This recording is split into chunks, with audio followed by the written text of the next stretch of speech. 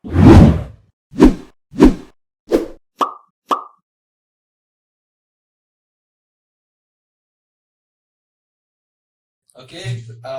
selamat pagi Pak De. Selamat pagi.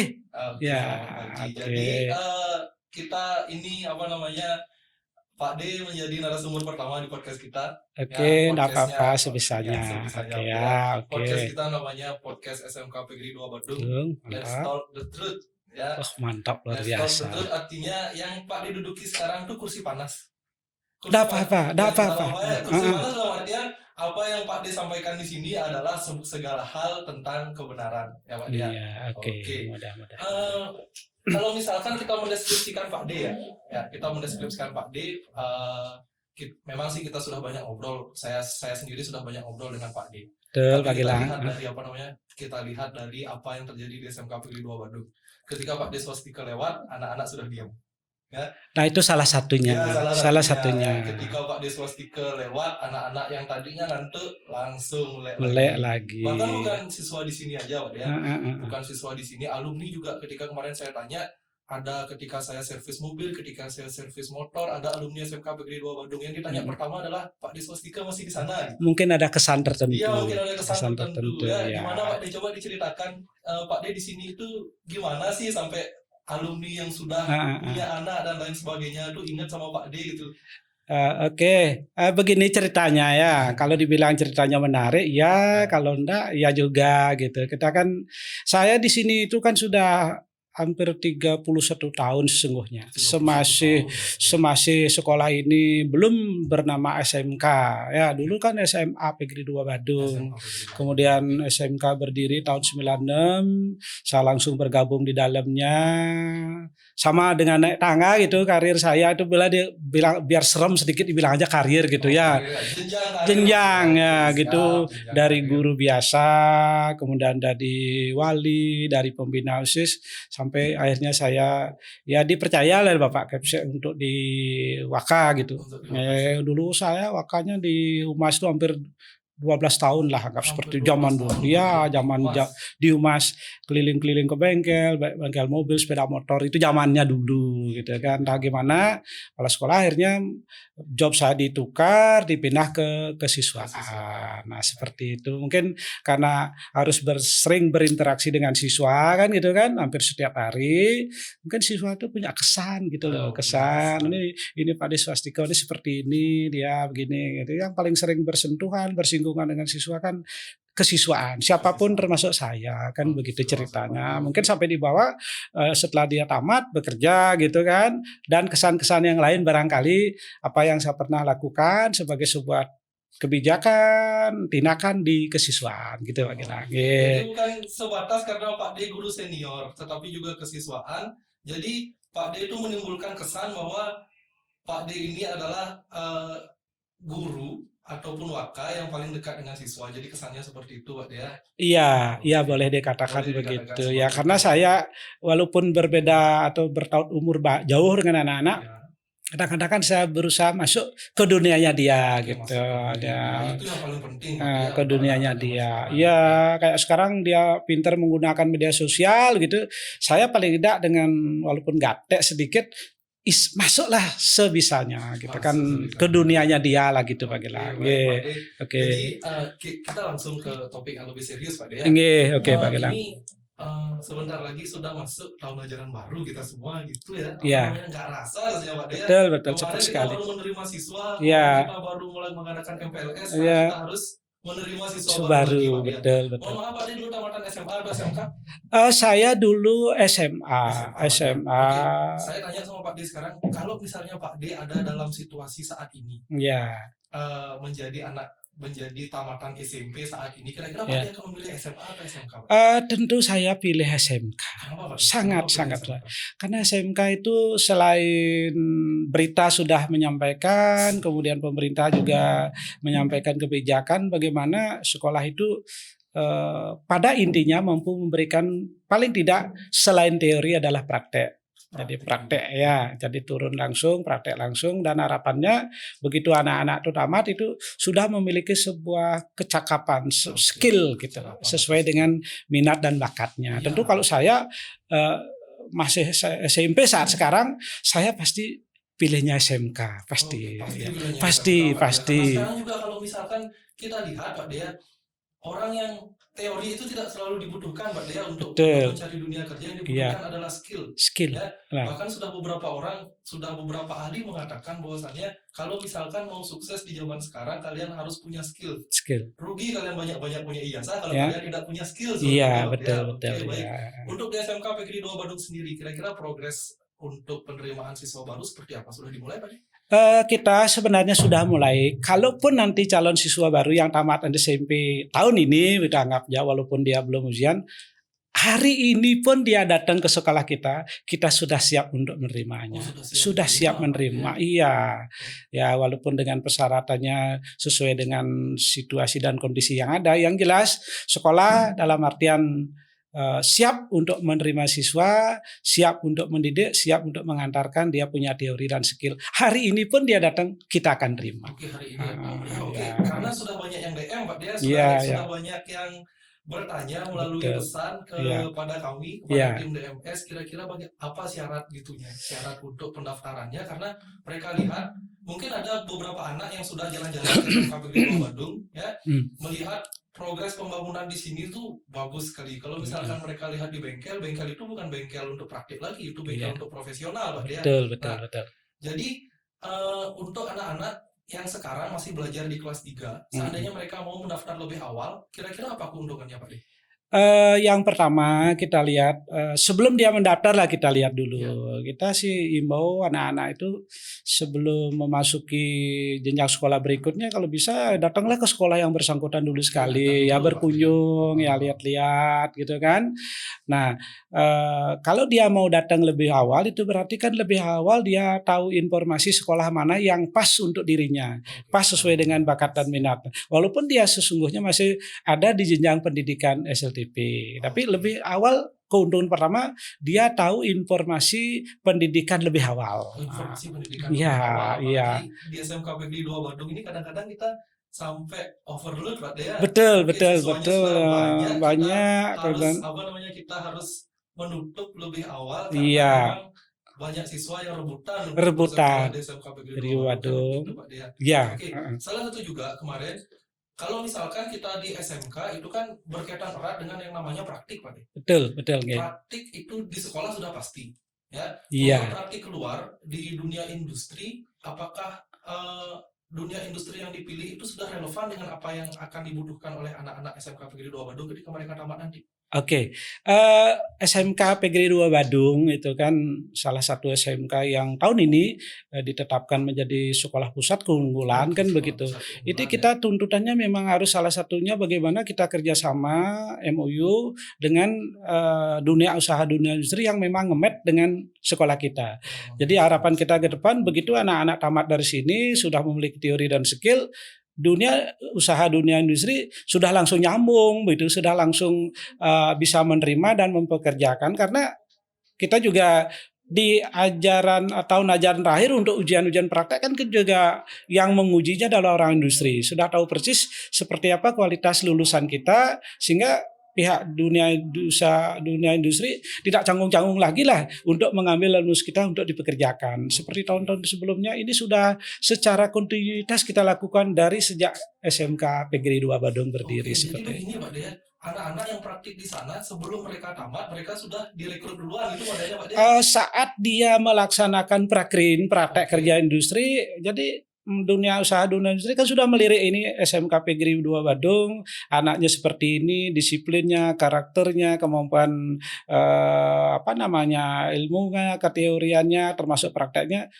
Sepertinya dia sudah mempromosikan diri di sana. Mempromosikan diri. Iya. Jadi dengan kata lain mereka sudah bekerja sebelum mereka tamat. Betul. Aduh, jadi gimana ya? Jadi gregetan dalam artian gini Pak De. Kenapa dulu saya tidak memilih SMK gitu kan jadinya. Kalau misalkan dalam usia muda kita sudah bisa menghasilkan, habis itu kita bisa membantu orang tua, lebih-lebih kita bisa kuliah dengan biaya kita sendiri. Betul. Ya. Bagus sekali ya Pak De. Ya. Oke, baik, ini menarik Pak De. Bisa selain itu ada keunggulan yang lain nggak? Mungkin dari segi sarana dan prasarana, guru, Oh, pembelajaran dan lain sebagainya, bisa diceritakan nggak Pak De? iya, saya mulai dari keunggulan pertama dulu ya. Keunggulan Kalau pertama. SMK Negeri 2 Badung itu kan terkenal dengan disiplinnya dulu. Disiplin. Disiplin warga sekolah sesungguhnya secara menyeluruh. Oke. Tidak saja disiplin anak, ya disiplin tenaga pendidik dan kependidikan. Jadi semuanya kita melaksanakan tugas secara disiplin. Itu yang pertama, keunggulan kita. Yang kedua, kita memiliki banyak jenis ekstra di sini untuk mengembangkan bakat dan minat anak-anak yang sekolah sini. Kita menggali, kita mengeksplorasi bakat minatnya apa, kita salurkan dia sesuai dengan bakat minatnya. Seperti ada di pramuka, ada karate, ada sispala, kemudian ada kegiatan ekstra yang lain yang pada intinya membuka peluang anak itu untuk membuka minat dan bakatnya. Iya. Jadi pramuka itu mengajarkan mereka untuk bisa hidup di mana saja. Itu Iya, bagus. betul. Terus bela diri, Iya.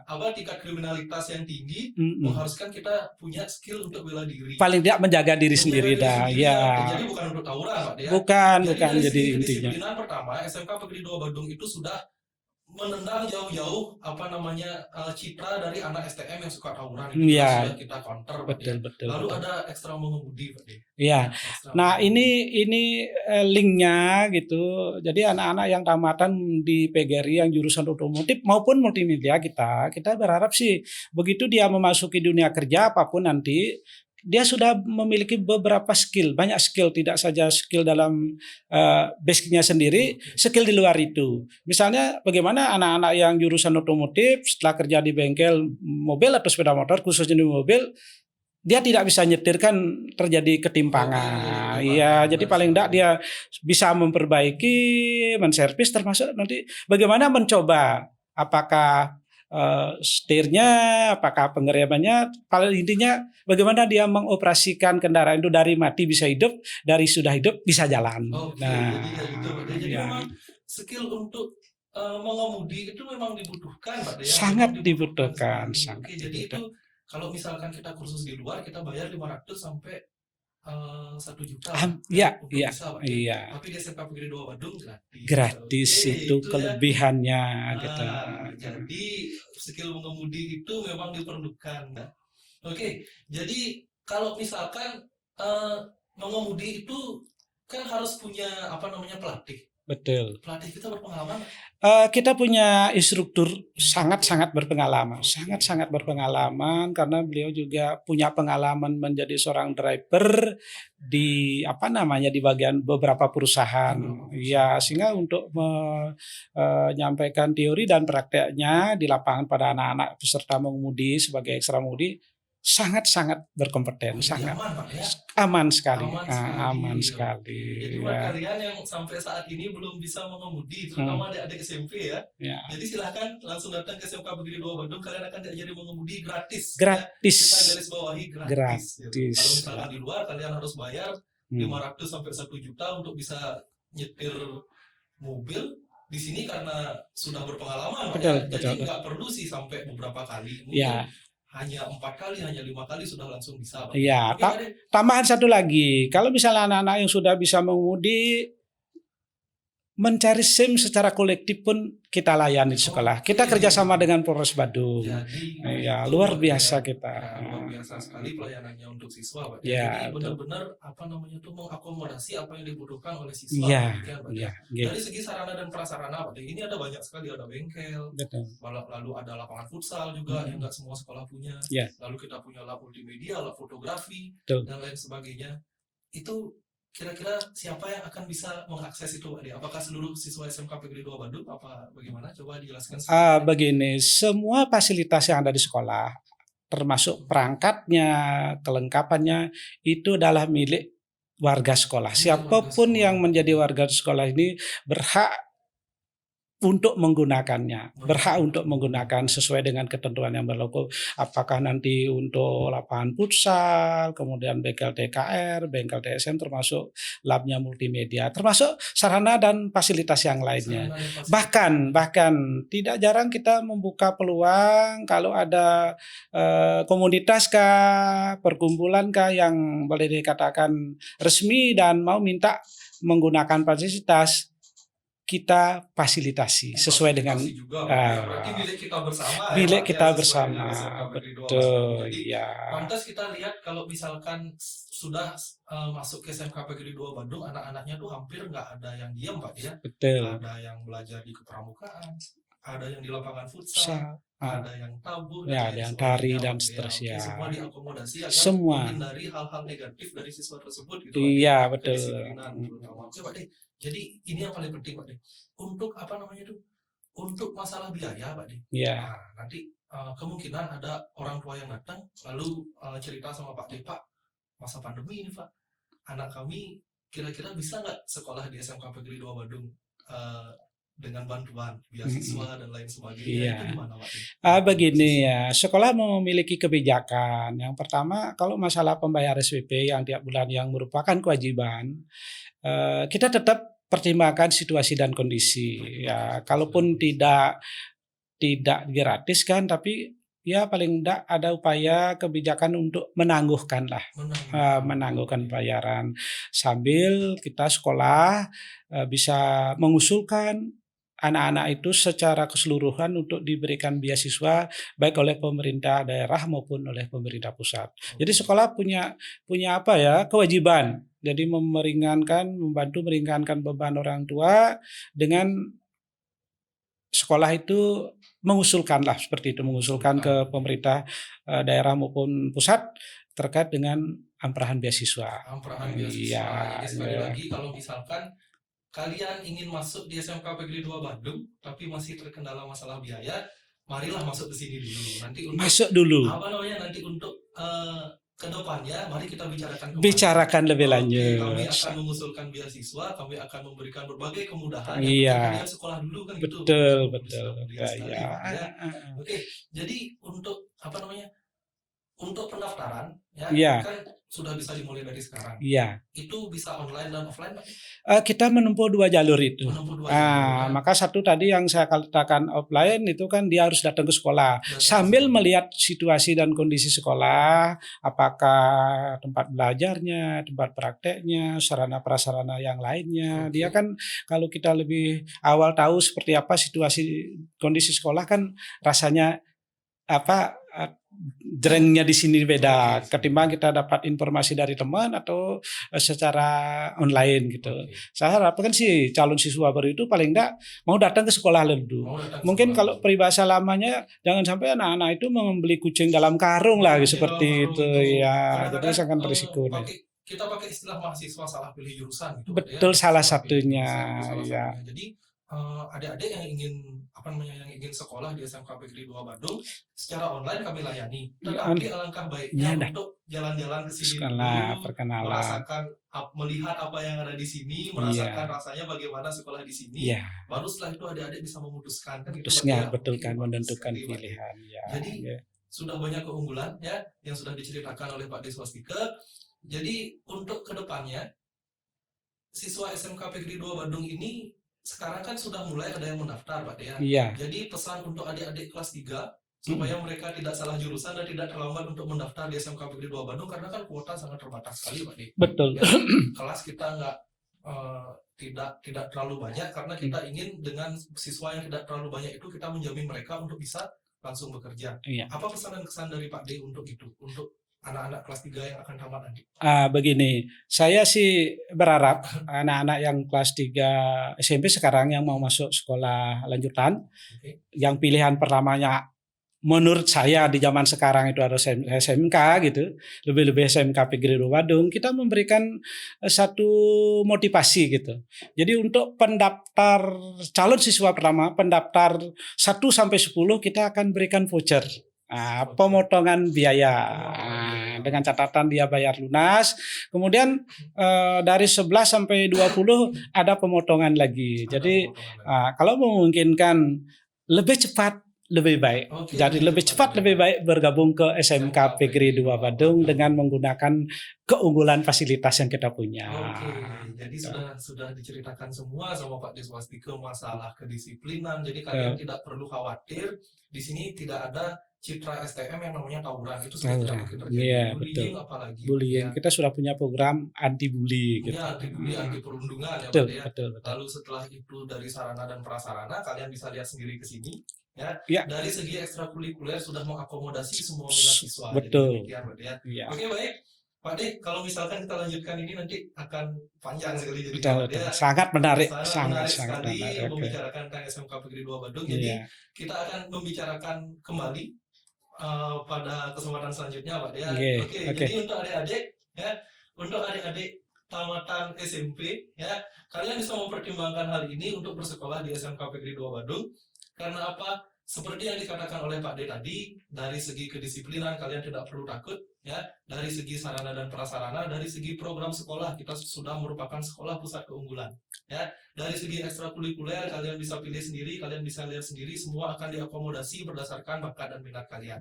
Baik Pak D, terima kasih atas kehadirannya. Terima kasih kembali ya, Pak Gita. semoga sehat selalu Pak D. Sehat, Karena sehat. masih punya siswa yang sudah punya anak dan Pak dia masih semudah ini tuh. Iya, jadi orang tuanya saya ajar, anaknya saya ajar lagi, sudah kembali terus gitu. Nggih, tidak apa-apa, astungkara. Terima kasih Pak Deng. Nggih, terima kasih kembali. Oke, terima kasih sudah menyaksikan podcast pertama SMK Negeri 2 Badung. Jangan sampai ketinggalan untuk informasi selanjutnya. Baik, podcast SMK Negeri 2 Badung, let's talk the truth.